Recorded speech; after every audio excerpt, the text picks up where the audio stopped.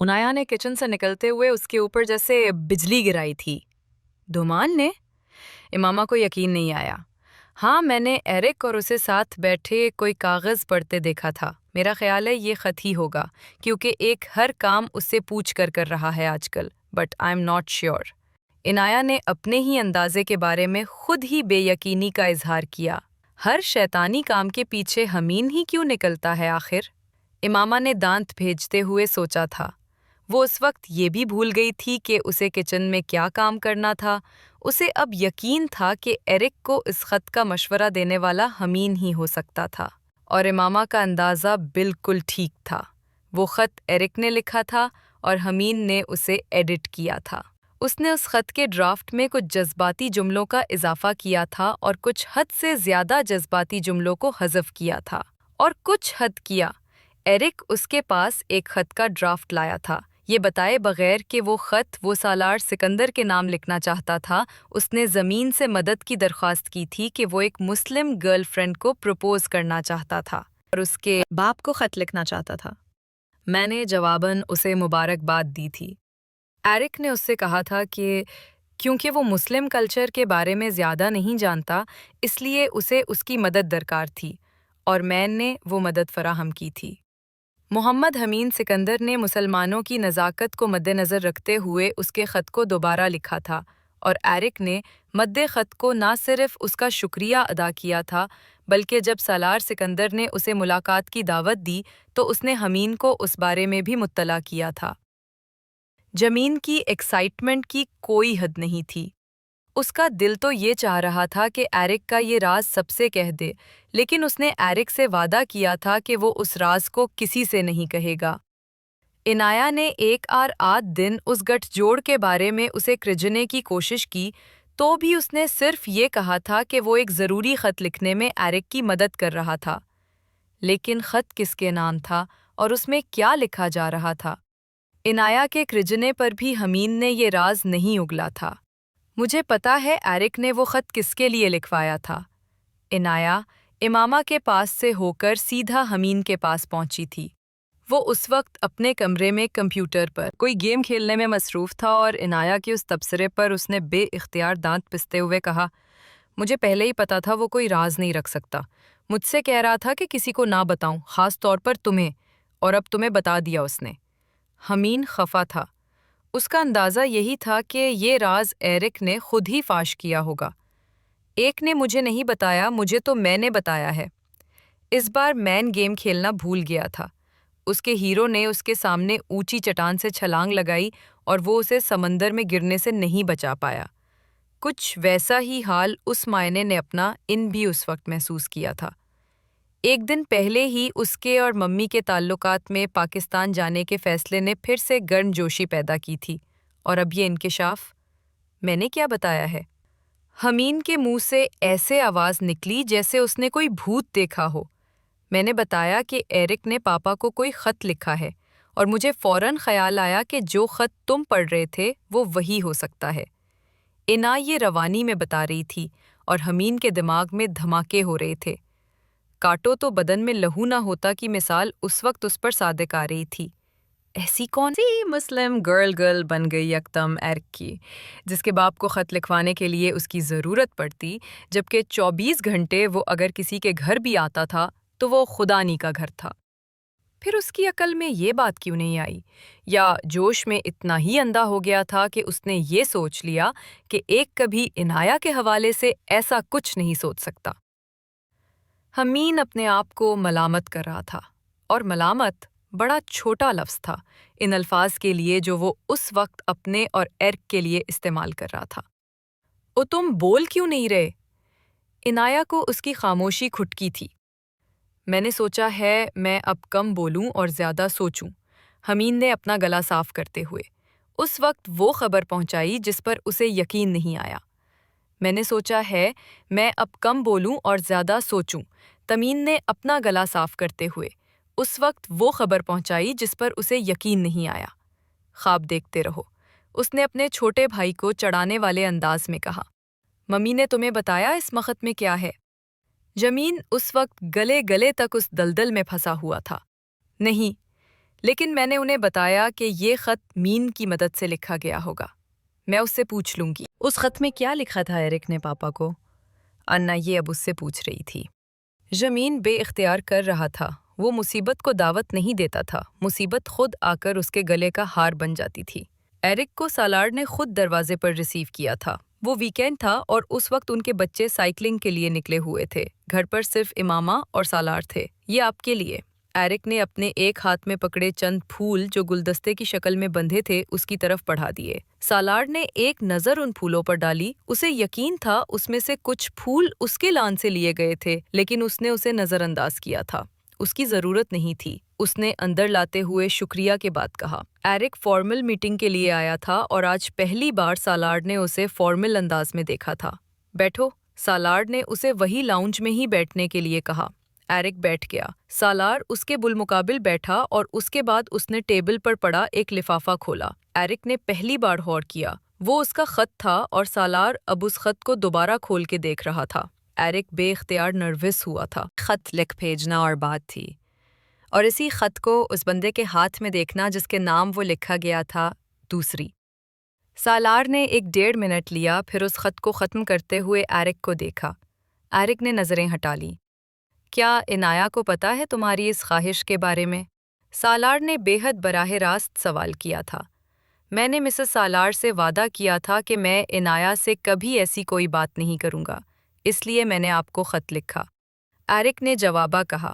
سالار نے سر ہلایا اور پھر کہا، اور یہ واحد وجہ ہے جس کی وجہ سے میں نے تمہیں یہاں بلایا ہے۔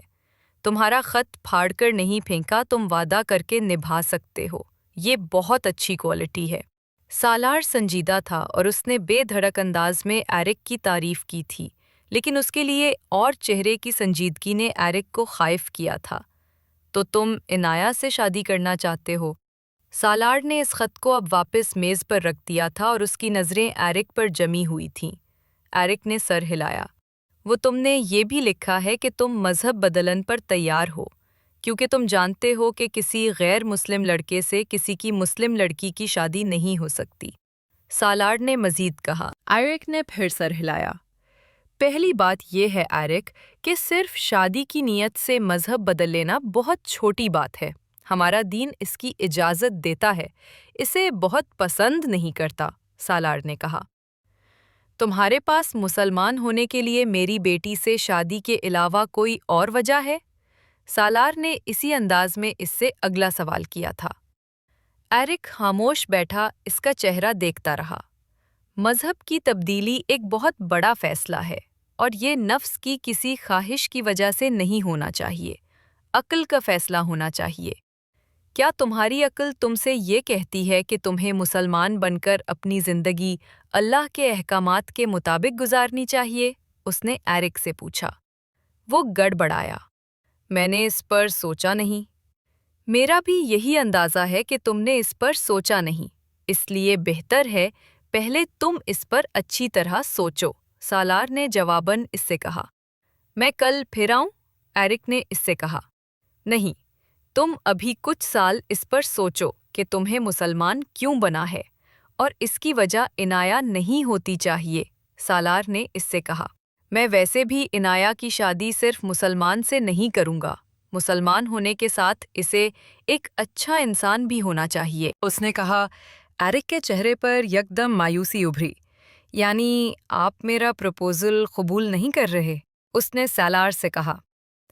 فوری طور پر نہیں، لیکن تقریباً 10 سال بعد جب مجھے عنایا کی شادی کے حوالے سے کوئی فیصلہ کرنا ہوگا تو میں تمہیں ضرور کنسیڈر کروں گا، لیکن اس کے لیے ضروری ہے ان 10 سالوں میں تم ایک اچھے مسلمان کے ساتھ ساتھ ایک اچھے انسان بن کر بھی رہو، سالار نے دو ٹوک انداز میں کہا۔ کیا آپ میری اس سلسلے میں رہنمائی کر سکتے ہیں؟ ایرک نے یکدم کہا۔ سالار چند لمحے خاموش رہا۔ وہ اسی ایک چیز سے بچنا چاہتا تھا، اس ایک چیز کو نظر انداز کرنا چاہتا تھا، لیکن اب ایرک نے اس سے بالکل صفائی سے مدد مانگ لی تھی۔ ہاں، ہم سب تمہاری مدد کر سکتے ہیں، لیکن اس کے لیے رشتہ جوڑنا ضروری نہیں ہے ایرک۔ ہم انسانیت کے رشتے کی بنیاد پر بھی تمہاری مدد کر سکتے ہیں اور کرتے رہیں گے، سالار نے بالآخر جوابہ کہا۔ 13 سال کی عمر میں اسکول میں پڑھتے ہوئے تم شادی کرنا چاہتے ہو اور تمہیں یہ اندازہ نہیں ہے کہ شادی ذمہ داریوں کا دوسرا نام ہے۔ تم اپنی فیملی کی ذمہ داریوں سے بھاگتے ہوئے ایک اور فیملی بنانے کی کوشش کر رہے ہو۔ تم اس فیملی کی ذمہ داری کیسے اٹھاؤ گے؟ مذہب بدل کر ایک دوسرے مذہب میں داخل ہوتا اس سے بھی بڑا کام ہے۔ کیا تمہارے پاس اتنا وقت اور محمل ہے کہ تم اپنے اس نئے مذہب کو سمجھو، پڑھو اور اس پر عمل کرو؟ کیا تم ان پابندیوں سے واقف ہو جو یہ نیا مذہب تم پر لگائے گا؟ سالار اب اس پر جرح کر رہا تھا۔ میں قرآن پاک کو ترجمے سے پڑھ چکا ہوں، میں پہلے ہی سب چیزیں جانتا ہوں اور میں مکمل کر سکتا ہوں۔ ایک بھی سنجیدہ ہو گیا تھا۔ ٹھیک ہے، پھر ایسا کرتے ہیں، 10 سال کا ایک معاہدہ کرتے ہیں۔ اگر 23 سال کی عمر میں تمہیں لگا کہ تمہیں عنایہ سے ہی شادی کرنی ہے تو پھر میں عنایہ سے تمہاری شادی کر دوں گا۔ شرط یہ ہے کہ ان 10 سالوں میں تم ایک اچھے مسلمان ہونے کے ساتھ ساتھ ایک اچھے انسان کے طور پر بھی نظر آؤ۔ سالار نے ایک اور بالکل سادہ کاغذ اس کے سامنے رکھتے ہوئے کہا۔ یہ بہت لمبی مدت ہے، ایرک نے سنجیدگی سے کہا تھا۔ ہاں، لیکن یہ وہ مدت ہے جس میں تمہارے فیصلے تمہاری سچائی کو ظاہر کریں گے، تمہارے یہ بچکانہ پن کو نہیں، سالار نے جواباً اس سے کہا۔ وہ سالار کو دیکھتا رہا، بے حد خاموشی سے اس کی آنکھوں میں آنکھیں ڈال کر۔ پھر اس نے کہا، مسٹر سالار سکندر، آپ مجھ پر دراصل اعتبار نہیں کر رہے، اس نے بے حد صاف گوئی سے کہا۔ اگر کر رہے ہوتے تو مجھ سے 10 سال کے انتظار کا نہ کہتے، لیکن ٹھیک ہے، آپ اپنی جگہ ٹھیک ہے، اس نے کہا اور میز پر پڑا ایک قلم اٹھایا۔ وہاں پڑے سادہ کاغذ کے بالکل نیچے اپنا نام لکھا، اپنے دستخط کیے اور تاریخ ڈالی، پھر قلم بند کر کے واپس میز پر اس کاغذ کے اوپر رکھ دیا۔ میں عنایہ سے متاثر نہیں ہوا، میں آپ اور آپ کے گھر سے متاثر ہوا، آپ کی بیوی کی نرم مزاجی اور آپ کی اصول پسندی سے، ان ویلیوز سے جو آپ نے اپنے بچوں کو دی ہیں، اور اس ماحول سے جہاں میں آ کر ہمیشہ اپنا آپ بھول جاتا تھا۔ وہ مذہب یقیناً اچھا مذہب ہے جس کے پیروکار آپ لوگوں جیسے ہوں۔ میں عنایہ کے ساتھ ایک ایسا ہی گھر بنانا چاہتا تھا کیونکہ میں بھی اپنی اور اپنے بچوں کے لیے ایسی زندگی چاہتا ہوں۔ میں جانتا ہوں آپ لوگوں کے خاندان کا حصہ بننا اتنا آسان نہیں ہوگا، لیکن میں کوشش کرتا رہوں گا کیونکہ کوشش تو آپ کا مذہب ہی کرنے کو کہتا ہے۔ جواب میرا مذہب بھی ہوگا۔ وہ کسی 13 سال کے بچے کے الفاظ نہیں تھے اور وہ اتنی جذباتیت سے بھرپور بھی نہیں تھے جیسا اس کا خط تھا، لیکن اس کے باوجود اس کے ان جملوں نے صرف سالار کو نہیں، امامہ کو بھی بری طرح متاثر کیا تھا۔ وہ چند لمحے پہلے لاؤنج میں داخل ہوئی تھی اور اس نے صرف ایرک کے جملے سنے تھے۔ ایرک اب اٹھ کر کھڑا ہو چکا تھا، اس نے امامہ کو بھی دیکھا اور اسے ہمیشہ کی طرح سلام کیا، پھر خدا حافظ کہہ کر وہاں سے نکل گیا۔ لاؤنج میں ایک عجیب سی خاموشی چھائی ہوئی تھی۔ بیرونی دروازے کے بند ہونے کی آواز پر امامہ آگے بڑھ آئی۔ اس نے لاؤنج کی سینٹرل ٹیبل پر پڑا وہ کاغذ اٹھا کر دیکھا جس پر ایرک دستخط کر کے گیا تھا۔ اس کاغذ پر صرف ایک نام تھا، عبداللہ، اور اس کے نیچے دستخط اور تاریخ۔ امامہ نے سالار کو دیکھا۔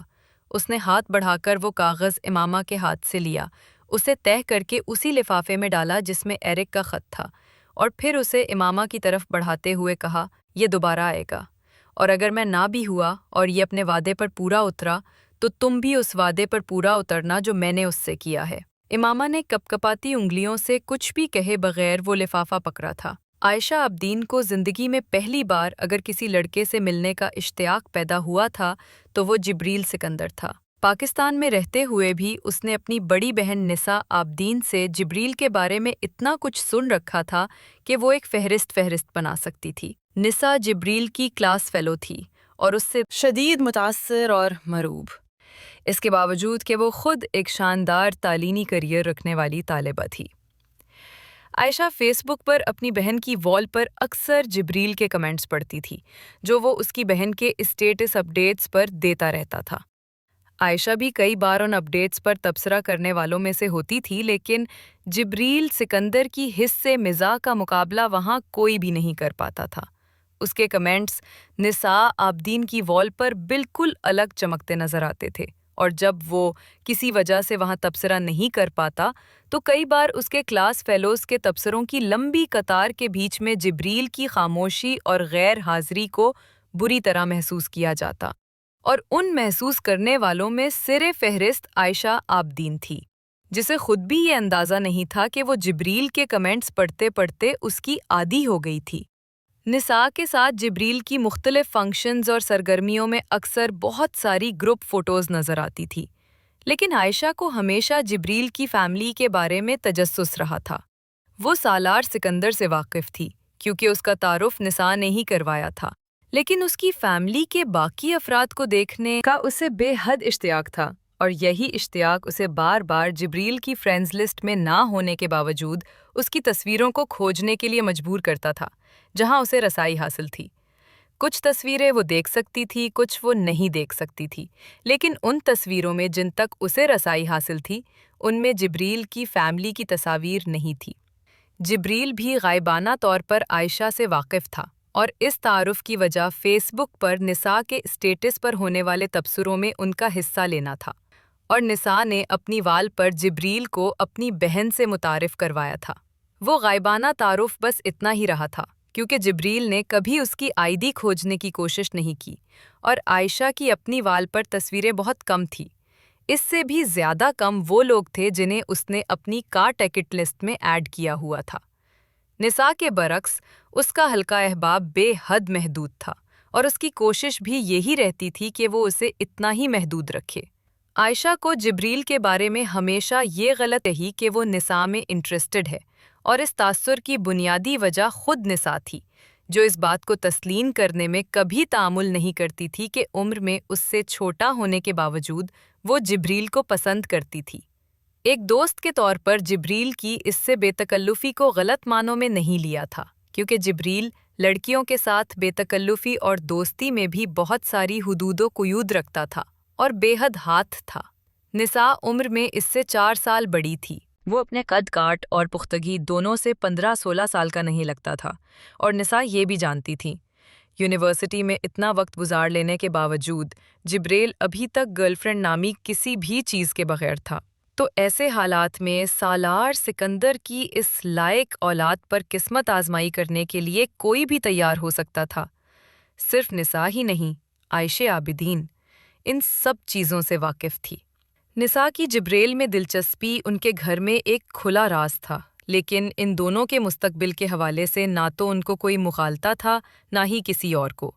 نساء ذہانت اور قابلیت سے متاثر ہونے والوں میں سے تھی، اور جبریل سکندر وہ پہلا شخص نہیں تھا جس نے اسے متاثر کیا تھا، مگر فی الحال یہ جبریل ہی تھا جس کا ذکر وہ کرتی رہتی تھی۔ عائشہ عابدین ایک غیر جانبدار مبصر کی طرح یہ سب کچھ دیکھتی آ رہی تھی، اور جب وہ جبریل سے ملی وہ اس سے پہلے ہی بہت متاثر تھی۔ یونیورسٹی کے ایک فنکشن میں وہ پہلی بار جبریل سے بالآخر ملنے میں کامیاب ہو گئی تھی۔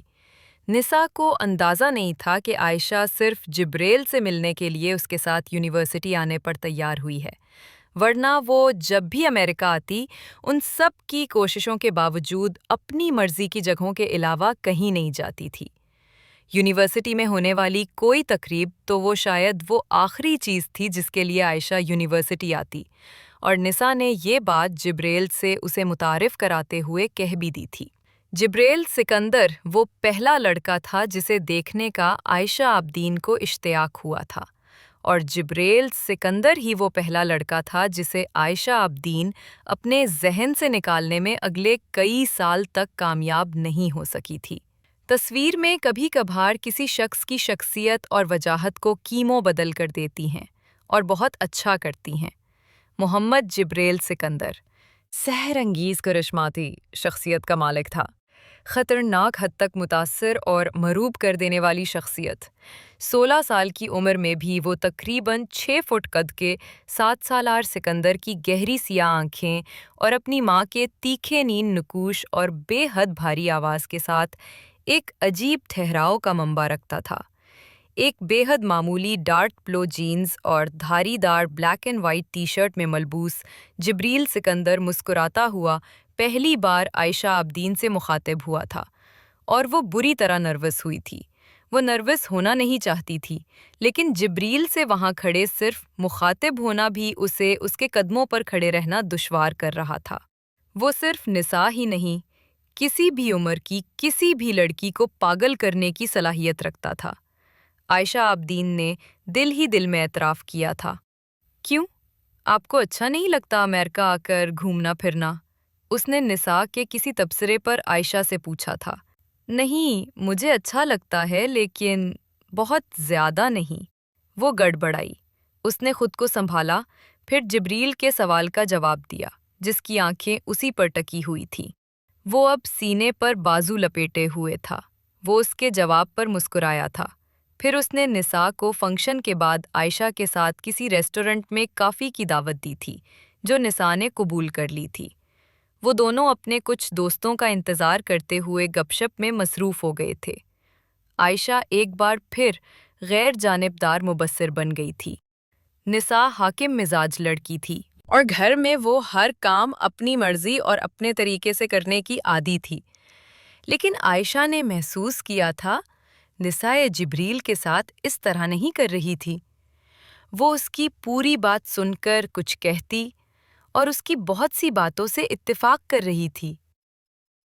ایک دوسرے کے ساتھ کھڑے عائشہ عابدین کو وہ بے حد اچھے لگ رہے تھے، ایک پرفیکٹ کپل جس پر اسے رشک آ رہا تھا، اور جبریل سے اس طرح متاثر ہونے کے باوجود وہ اسے نساء کی زندگی کے ساتھی کے طور پر ہی دیکھ رہی تھی۔ نساء کا ذوق اور انتخاب ہر چیز میں اچھا اور منفرد تھا، اور جبریل اس کا ایک اور ثبوت تھا۔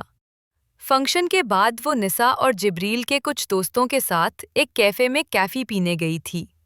یہ ایک اتفاق تھا یا خوش قسمتی کہ 6 افراد کے اس گروپ میں جبریل اور عائشہ کی نشستیں ایک دوسرے کے ساتھ تھیں۔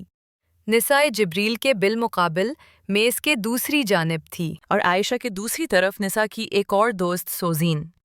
عائشہ عابدین کی گھبراہٹ اب اپنی انتہا پر تھی۔ وہ اس کے اتنے قریب تھی کہ اس کے پرفیوم کی خوشبو محسوس کر رہی تھی۔ ٹیبل پر دھرے اس کے ہاتھ کی کلائی میں بندھی گھڑی سے ڈائل پر ٹک ٹک کرتی ہوئی سوئی دیکھ سکتی تھی، لیکن اگر وہ کچھ نہیں کر سکتی تھی تو وہ گردن موڑ کر اسے اتنے قریب سے دیکھنا تھا۔ وہ غلط جگہ بیٹھ گئی تھی۔ عائشہ عابدین کو مینیو دیکھتے ہوئے احساس ہوا تھا جبریل میزبان تھا اور وہ سب ہی سے پوچھ رہا تھا۔ اس نے عائشہ سے بھی پوچھا تھا۔ عائشہ کو مینیو کارڈ پر اس وقت کچھ بھی لکھا ہوا نظر نہیں آ رہا تھا۔ جو دکھ رہا تھا وہ اس احساس سے غائب ہو گیا تھا کہ وہ گردن موڑ کر اسے دیکھ رہا تھا۔ جو سب لیں گے میں بھی لے لوں گی، عائشہ نے جیسے سب سے محفوظ حل تلاش کیا تھا۔ جبریل مسکرایا اور اس نے اپنا اور اس کا آرڈر ایک ہی جیسا نوٹ کروایا۔ وہ ایک ویجیٹیبل پیزا تھا جسے اس نے ڈرنکس کے ساتھ آرڈر کیا تھا اور بعد میں کافی کے ساتھ چاکلیٹ موز۔ نساء اپنا آرڈر پہلے دے چکی تھی اور باقی سب لوگ بھی اپنے آرڈر نوٹ کروا رہے تھے۔ ہیمبرگر، شمپس، اسٹفیڈ، ٹرکی، یہ امریکن دوستوں کے آرڈر تھے۔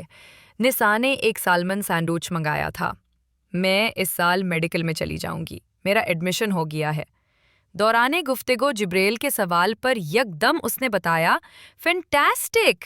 اس نے جواباً مسکراتے ہوئے کہا، لیکن یہ نہیں بتایا کہ وہ خود بھی میڈیسن میں ہی جا رہا تھا۔ وہ سب لوگ گفتگو میں مصروف تھے اور اس گفتگو میں اس کی خاموشی کو جبریل ہی وقتاً فوقتاً ایک سوال سے توڑتا ہے۔ وہ جیسے اسے بوریت سے بچانے کی کوشش کر رہا تھا یا پھر شامل کرنے کی، اور عائشہ نے یہ چیز محسوس کی تھی۔ وہ جن ٹین ایجرز کو جانتی تھی وہ اور طرح کے تھے، یہ اور طرح کا تھا۔ کھانا آنے پر وہ اسی طرح گفتگو میں مصروف، خود کھانے کے ساتھ ساتھ عائشہ کو بھی سرو کرتا رہا، یوں جیسے وہ روٹین میں یہ سب کرنے کا عادی رہا ہو۔ محمد جبریل، سکندر سے ہونے والی وہ پہلی ملاقات اور اس میں ہونے والی ایک ایک چیز عائشہ عابدین کے ذہن اور دل دونوں پر نقش ہو گئی تھی۔ جس بھی لڑکی کا یہ نصیب ہوگا وہ بے حد خوش قسمت ہوگی۔ اس نے بے حد دل سے خواہش اور دعا کی تھی۔ اس عمر میں بھی اس نے اپنی زندگی کے حوالے سے کچھ بھی سوچنا شروع نہیں کیا تھا۔ اگر کرتی تو جبریل وہ پہلا لڑکا ہوتا کہ اس جیسے شخص کی خواہش وہ اپنے لیے کرتی۔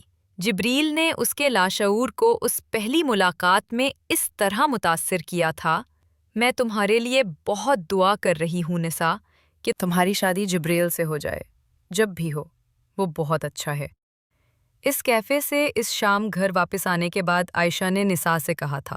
وہ جواباً ہنسی، خیر ابھی شادی وغیرہ کا تو کوئی سین نہیں ہو سکتا ہم دونوں کے لیے، وہ بہت ینگ ہے اور مجھے ابھی کریئر بنانا ہے، لیکن مجھے وہ بہت پسند ہے، اور اگر کبھی بھی اس نے مجھ سے کچھ کہا تو میں انکار نہیں کروں گی۔ کون انکار کر سکتا ہے جبریل کو؟ اپنے بیڈ روم میں کپڑے تبدیل کرنے کے لیے نکالتے ہوئے نساء نے اس سے کہا، اس کے ماں باپ نے بہت اچھی تربیت کی ہے اس کی، تم نے دیکھا وہ کس طرح تمہیں توجہ دے رہا تھا؟ مجھے یاد نہیں میں کبھی اپنے ساتھ کوئی گیسٹ لے کر گئی ہوں اور جبریل نے اسے اس طرح توجہ نہ دی ہو۔ عائشہ کا دل عجیب انداز میں بجھا، تو وہ توجہ سبھی کے لیے ہوتی تھی اور عادت تھی، مہربانہ نہیں۔ اس نے کچھ مایوسی سے سوچا، تمہیں پتا ہے مجھے کیوں اچھا لگتا ہے وہ؟ نساء اس سے کہہ رہی تھی، وہ حافظ قرآن ہے، بہت باعمل ہے، کبھی تم اس کی تلاوت سنو، لیکن اتنا مذہبی ہونے کے باوجود وہ بہت لبرل ہے، تنگ نظر نہیں ہے جیسے بہت سارے مسلم ہو جاتے ہیں، نہ ہی اس کو میں نے کبھی دوسروں کے حوالے سے شدت پسند پایا ہے۔ مجھے نہیں یاد کبھی اس نے میرے یا کسی اور فیمیل کلاس فیلو کے لباس کے حوالے سے کچھ کیا ہو یا ویسے کسی کے بارے میں کمنٹ کیا ہو، کبھی نہیں، نساء کہتی جا رہی تھی۔ وہ لباس کے معاملے میں خاصی ماڈرن تھی اور اسے یہ قابل قبول نہیں تھا کہ کوئی اس پر اس حوالے سے کوئی کدون لگائے، اور جبریل میں اسے یہ خوبی بھی نظر آ گئی تھی۔ عائشہ بالکل کسی سحر زدہ معمول کی طرح یہ سب سن رہی تھی۔ نساء کے انکشافات نے جیسے عائشہ کے لیے اس کی زندگی کے آئیڈیل لائف پارٹنر کی چیک لسٹ میں موجود خوبیوں کی تعداد بڑھا دی تھی۔ وہ فجر کے وقت نماز کے لیے اٹھی تھی اور اس وقت نماز پڑھنے کے بعد اس نے ایک بار پھر فیس بک چیک کیا تھا اور خوشی کی ایک عجیب لہر اس کے اندر سے گزری تھی۔ وہ ایڈ ہو چکی تھی اور جو پہلا کام عائشہ نے کیا تھا وہ اس کی تصویروں میں اس کی فیملی کی تصویروں کی تلاش تھی، اور اسے ناکامی نہیں ہوئی تھی۔ اس کے اکاؤنٹ میں اس کی فیملی کی بہت ساری تصاویر تھیں، سالار سکندر کی حجاب میں ملبوس امامہ کی، اس کی نوعمر بہن عنایہ کی، حمین کی اور رئیسہ کی، جبریل کے انکلوبو اور کزنز کی جو ان کی فیملی کے برعکس بے حد ماڈرن نظر آ رہے تھے، لیکن ان سب میں عجیب ہم آہنگی نظر آ رہی تھی۔ وہ جبریل سکندر سے دوستی کرنا چاہتی تھی، لیکن وہ ہمت نہیں کر پائی تھی۔ لیکن وہ اور اس کی فیملی یکدم جیسے اس کے لیے ایک آئیڈیل فیملی کی شکل اختیار کر گئے تھے، ایسی فیملی جس کا وہ حصہ بنا چاہتی تھی۔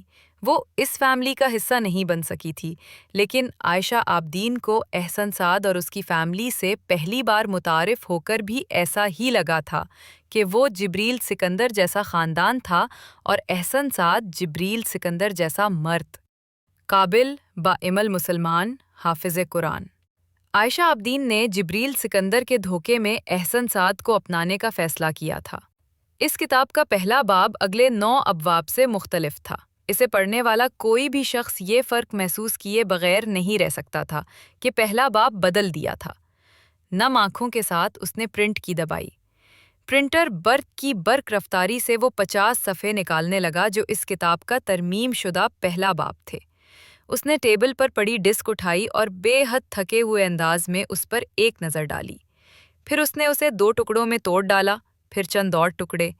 اپنی ہتھیلی پر پڑے ان ٹکڑوں کو ایک نظر دیکھنے کے بعد اس نے انہیں ڈسٹ بن میں پھینک دیا۔ ڈسک کا کور اٹھا کر اس نے زیر لب اس پر لکھے چند لفظوں کو پڑھا۔ پھر چند لمحے پہلے لیپ ٹاپ سے نکالی ہوئی ڈسک اس نے اس کور میں ڈال دی۔ پرنٹر تب تک اپنا کام مکمل کر چکا تھا۔ اس نے ٹرے میں سے ان صفحات کو نکال دیا۔ بڑی احتیاط کے ساتھ اس نے انہیں ایک فائل کور میں رکھ کر انہیں دوسری فائل کورز کے ساتھ رکھ دیا جن میں اس کتاب کے باقی 9 ابواب تھے۔ ایک گہرا سانس لیتے ہوئے وہ اٹھ کھڑی ہوئی۔ کھڑے ہو کر اس نے ایک آخری نظر اس لیپ ٹاپ کی مدھم پڑتی اسکرین پر ڈالی۔ اسکرین تاریک ہونے سے پہلے اس پر ایک تحریر ابھری تھی، "Will be waiting"۔ اس کی آنکھوں میں ٹھہری نمی یکدم چھلک پڑی تھی۔ وہ مسکرا دی۔ اسکرین اب تاریک ہونے لگی۔ اس نے پلٹ کر ایک نظر کمرے کو دیکھا، پھر بیڈ کی طرف چلی آئی۔ ایک عجیب سی تھکن اس کے وجود پر چھانے لگی تھی۔ اس کے وجود پر یا ہر چیز پر۔ بیڈ پر بیٹھ کر چند لمحے اس نے بیڈ سائڈ ٹیبل پر پڑی چیزوں پر نظر دوڑائی۔ وہ پتہ نہیں کب وہاں اپنی ریسٹ واچ چھوڑ گیا تھا۔ شاید رات کو جب وہ وہاں تھا وہ وضو کرنے گیا تھا، پھر شاید اسے یاد ہی نہیں رہا تھا۔ وہ ریسٹ واچ اٹھا کر اسے دیکھنے لگی۔ سیکنڈز کی سوئی کبھی نہیں رکتی۔ صرف منٹ اور گھنٹے ہیں جو رکھتے ہوئے نظر آتے ہیں۔ سفر ختم ہوتا ہے، سفر شروع ہو جاتا ہے۔ بہت دیر تک اس گھڑی پر انگلیاں پھیرتی، وہ جیسے اس کے لمس کو کھوجتی رہی۔ وہ لمس وہاں نہیں تھا۔ وہ اس کے گھر کی واحد گھڑی تھی جس کا ٹائم بالکل ٹھیک ہوتا تھا، صرف منٹ نہیں، سیکنڈز تک۔ کاملیت اس گھڑی میں نہیں تھی، اس شخص کے وجود میں تھی جس کے ہاتھ پر وہ ہوتی تھی۔ اس آنکھوں کی نمی صاف کرتے ہوئے اس گھڑی کو دوبارہ سائڈ ٹیبل پر رکھ دیا۔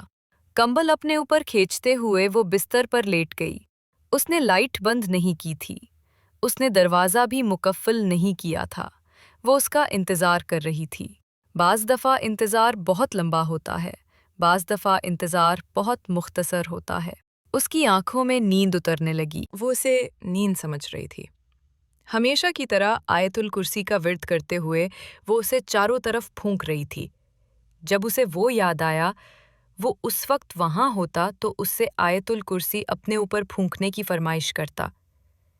اپنے اوپر بیڈ سائڈ ٹیبل پر پڑے ایک فوٹو فریم کو اٹھا کر اس نے بڑی نرمی کے ساتھ اس پر پھونک ماری، پھر فریم کے شیشے پر نظر نہ آنے والی گرد کو اپنی انگلیوں سے صاف کیا۔ چند لمحے تک وہ فریم میں اس ایک چہرے کو دیکھتی رہی، پھر اس نے اس کو دوبارہ بیڈ سائڈ ٹیبل پر رکھ دیا۔ سب کچھ جیسے ایک بار پھر سے یاد آنے لگا تھا۔ اس کا وجود ایک بار پھر سے ریت بنے لگا تھا۔ آنکھوں میں ایک بار پھر ایک نمی آنے لگی تھی۔ اس نے آنکھیں بند کر لیں۔ اسے بہت دیر ہو گئی تھی۔ امامہ نے ہڑبڑا کر آنکھیں کھولی تھیں۔ کمرے میں نیم تاریکی تھی۔ سالار اس کے برابر میں سو رہا تھا۔ اس نے وال کلاک پر نظر ڈالی، رات کا آخری پہر تھا۔ وہ اٹھ کر بیٹھ گئی۔ مجیب خواب تھا۔ وہ کس کا انتظار کر رہی تھی؟ اسے خواب میں بھی سمجھ میں نہیں آیا تھا۔ کتاب کے وہ 10 ابواب سالار کے تھے۔ وہ کتاب سالار ہی لکھ رہا تھا اور ابھی تک اس کے 9 ابواب لکھے جا چکے تھے، 10واں نہیں۔ وہ گھڑی بھی سالار کی تھی اور سالار نے حمین کی پچھلی برتھ ڈے پر اس کی ضد اور اصرار پر اسے دی تھی، اور اب وہ گھڑی حمین باندھتا تھا، اور اس نے خواب میں اپنے آپ کو بوڑھا دیکھا تھا۔ وہ اس کا مستقبل تھا۔ وہ کسی کو یاد کر رہی تھی، کسی کے لیے اداس تھی، مگر کس کے لیے؟ اور وہ کسی کا انتظار کر رہی تھی اور کوئی نہیں آ رہا تھا، مگر کون؟ اور پھر وہ تحریر ول بی ویٹنگ خواب کی ایک ایک تفصیل کو دہرا رہی تھی، ایک ایک جزیات کو دہرا سکتی تھی۔ وہ بستر سے اٹھ گئی۔ بے حد بے چینی کے عالم میں ان کی پیکنگ مکمل ہو چکی تھی۔ وہ اس گھر میں ان کی آخری رات تھی۔ اس کے بعد وہ ان سب کے ساتھ پاکستان جانے والی تھی اور سالار اور جبریل کو وہیں رہ جانا تھا۔ ایک بار پھر سے اس کا گھر ختم ہو جانا تھا۔ یہ جیسے اس کی زندگی کا ایک انداز ہی بن گیا تھا، گھر بنا کر ختم ہونا، پھر بنا پر ختم ہونا۔ ایک عجیب ہجرت تھی جو ختم ہی نہیں ہوتی تھی، اور اس رات میں اپنے گھر کی وہ خواہش اور خواب پتہ نہیں کہاں چلا گیا تھا۔ وہ اس رات اس طرح خواب سے جاگنے کے بعد بھی بہت اداس تھی۔ پہلے وہ سالار کی بے انتہا مصروفیت کی وجہ سے اس کے بغیر اپنے آپ کو رہنے کی عادی کر پائی تھی، اور اب پاکستان چلے جانے کے بعد اسے جبریل کے بغیر بھی رہنا تھا۔ وہ چلتی ہوئی کمرے میں موجود صوفے پر جا کر بیٹھ گئی۔ اسے لگ رہا تھا جیسے اس کے سر میں درد ہونے لگا تھا، اور صوفے پر بیٹھتے ہوئے اسے ایک بار پھر اس خواب کا خیال آنے لگا تھا۔ اس خواب کے بارے میں سوچتے سوچتے وہ بری طرح ٹھٹکی۔ کتاب کے 10 ابواب، ارٹ کی اداسی، اس کا بڑھاپا، کسی کو یاد کرنا، اسے یاد آیا تھا۔ اس کتاب کا ہر باب سالار کی زندگی کے 5 سالوں پر مشتمل تھا۔ ڈاکٹرز نے سالار کو 7 سے 10 سال کی زندگی کی مہلت دی تھی، اور کتاب کا 10واں باب 50 سال کے بعد ختم ہو رہا تھا۔